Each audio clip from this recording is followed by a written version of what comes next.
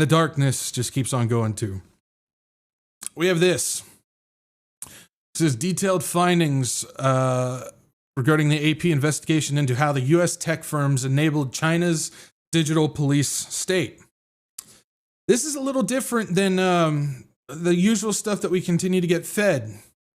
Because usually we get fed that China is the one that has all this technology, that they're using it against the Western world and they want to take us down and do all these things. You know, the whole US versus China narrative that we continue to get fed and whatnot. But it seems to me that it's US technology firms that have been helping China develop these things. And this is something that we've talked about for years on this channel.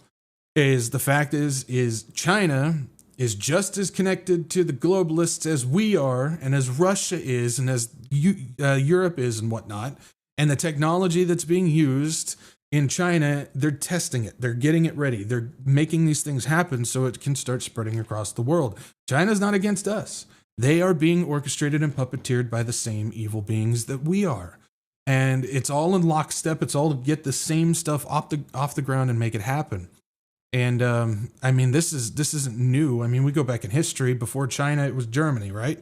Go back to Germany. Who was the U.S. technology company that was helping Nazi Germany back in the time? There's several of them. IBM, Ford, and those are some of the ones that were going on back then. It's because we're all working together to make this stuff happen.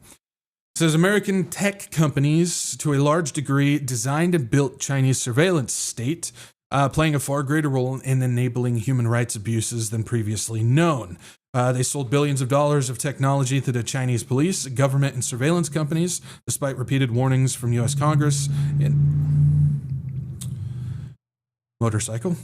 despite repeated warnings from the U.S. Congress and in the media that such tools were being used to quash dissident, persecute religious sects, and target minorities. We just went over last week, going over the whole Carbine situation.